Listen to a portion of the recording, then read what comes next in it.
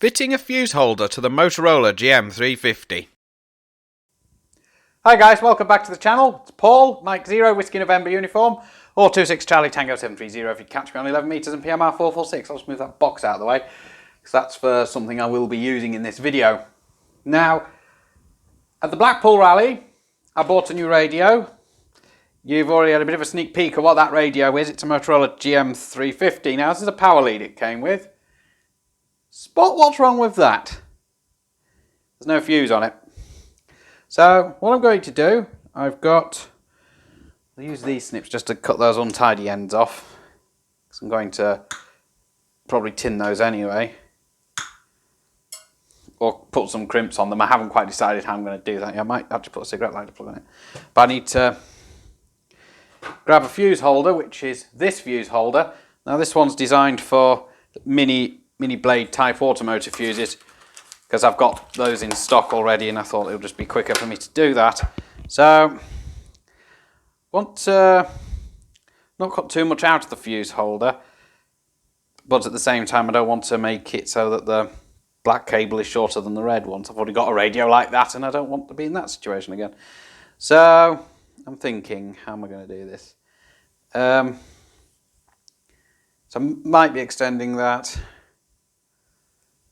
later on, but might not. So I'll fish out the red wire, and so I've already done some current measurements, and see, I'll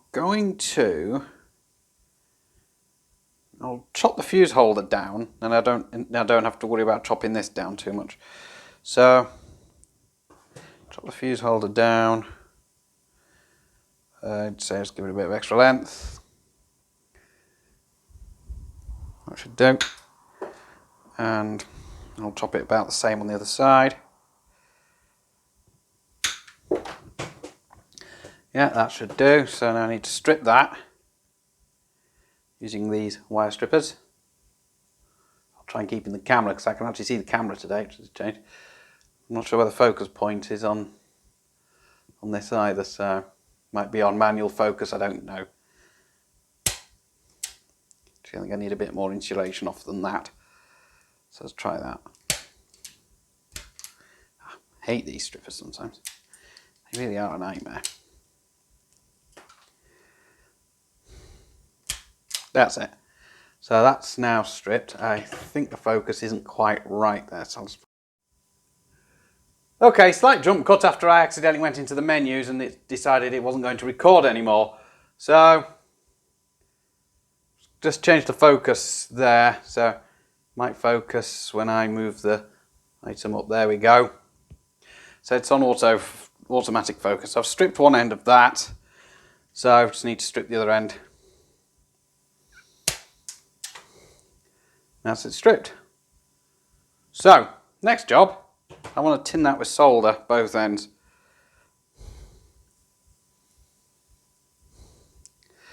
Because I'm going to be soldering it in line. Just come back in the camera, and for that, I'm not going to be using that nasty lead-free solder that I've got. No.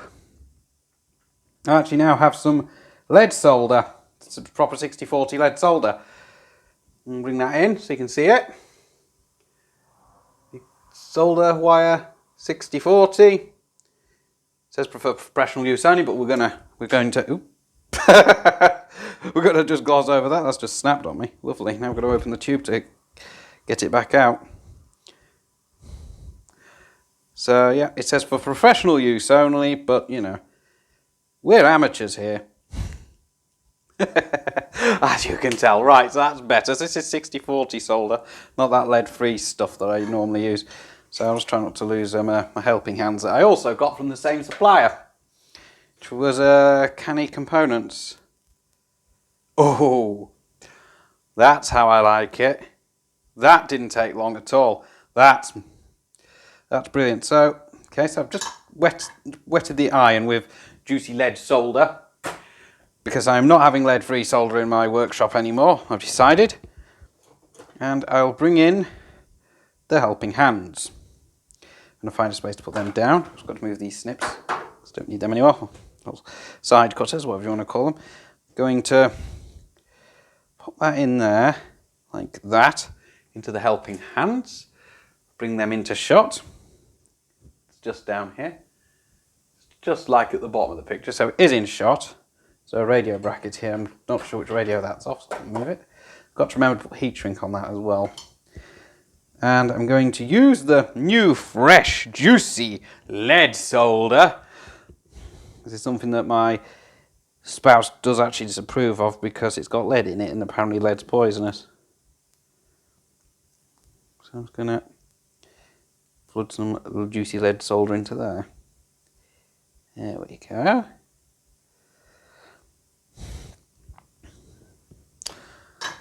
It didn't do him any harm at school. That's why that's the excuse I've used. So that's got, no, I'd say it's got sufficient on it. Let's do the other side. Because using my vise to do this is usually quite a bit awkward. So, and I'll stick with that again. Oof. Trying to breathe that in.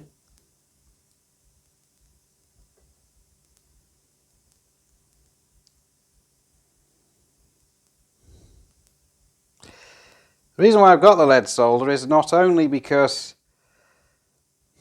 it's better, which it just simply is better. Yeah, it should be enough on there. Don't need to worry too much about it on there or there. So the next thing I'll need to do is tin one end of this. So I'm going to strip this one now. First thing I'm going to do,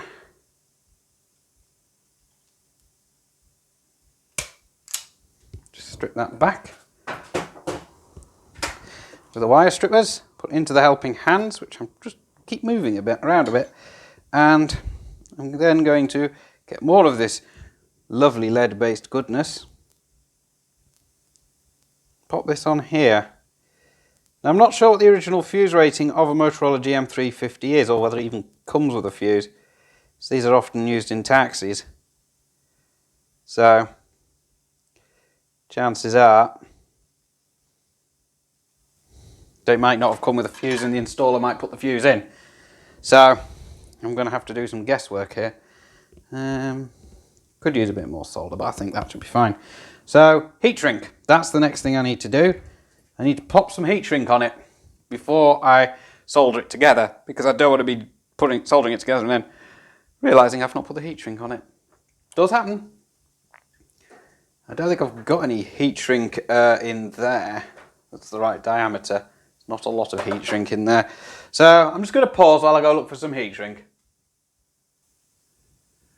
And resume there, and got some heat shrink. So now what I need to do is solder the two wires together. So this is where I'm going to have to call on the helping hands again, which is basically a couple of croc clips or alligator clips, whatever you call them in your part of the world. And this one's got a magnifying glass and a soldering stand with it, but I don't need the soldering stand because I've already got one of those. And what my plan of action here is to basically reflow these two back together, and if I need to add more solder I can do. So this is going to be the fun part. And if I bring those as close as possible, so I've got to try and turn that one around. So these were purchased at the Blackpool rally as part of my haul, these and the lead solder. This was purchased from Halfords because it was just the best way of getting hold of one of those. Okay, so let's see if I can reflow those back together, or whether I'll need to add more solder. I think adding more solder might actually be a good idea, you know. Might help.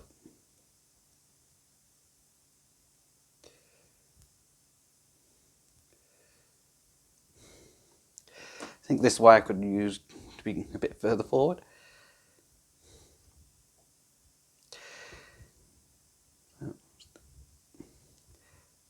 Pop that off, bring it further forward and see. Okay, let's try the side that's got the solder on it.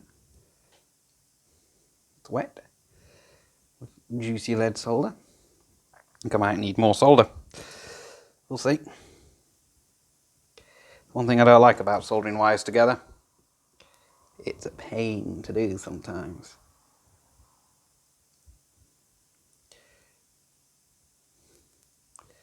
That's why I prefer to use things like crimps. Don't have any suitable crimps for this job.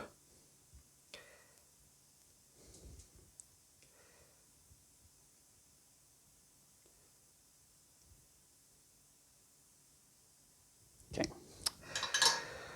Right.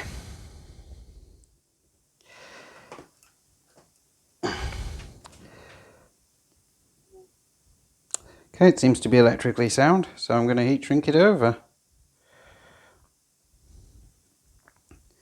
So the whole idea of the fuse holder is that it's supposed to be one of the weakest links in the chain. There's the fuse. So that's the idea behind it. So I'm just going to get that across the join so it's across the join properly, like so. And I'm going to just pause and heat shrink that because the heat gun makes a lot of noise. So just stand by. Okay, and we'll resume that again. So the heat shrink's now shrunk down. The fuse holder's now in place. There's no fuse in that right now. I did bring a box of fuses through, but I'm not seeing them immediately, which I'm finding a bit concerning considering I actually brought them through. So that's the connector for the radio end. That's the connector for the other end. I'll have to strip that back. So it can be accessed. Strip a bit more off that. There we go. So that's now accessible. And I measured the rated current at probably somewhere in the 5 amp region. So it was pulling about 4.5 amps, roughly. So the fuse shouldn't need to be more than, well, more than 6 or 7 amps. And I do certainly have those ratings of fuses. Now, I'm genuinely not seeing those fuses to hand, so I'll have to pause while I go and find where they've got to. Right, I found the fuses. They were in here. Took me a while to find them because they seem to have just vanished. So, sizes I've got are... can't read that. It's a bit dark. So I've got 5 amp, which is probably too low. Next size up is 7.5 amp. And there's these 10 amp. These will be 15 if these are... Yeah, 15, 30 presumably. No, they're 20. That's 30. I don't have many of those. And I have these white ones, which I think are the maximum rating you can get. This size actually. No, they're 25. So I would hazard a guess that 7.5 amp fuse should be sufficient. There it is here. So that's the last, well, penultimate job to do. Trying to leave them on the floor. So this is a 7.5 mini blade automotive fuse. I use a 4 amp version of this type of fuse in my VV898. So that's what it appears to be fitted with. This radio pulls more than 4 amps. That one only pulls probably about 2 amps maximum. So next thing I'm going to do is I'm going to plug the radio in. I'll bring that into shot if the supply will reach, which I'm very much doubting. So I'll just pause again. Okay, so got the radio. It's all wired up to the power supply. So it should, hopefully, switch on. Yep, that's all switched on and lit up. Let's see if it will transmit without blowing the fuse. I've measured for about 4.5 amps on transmit.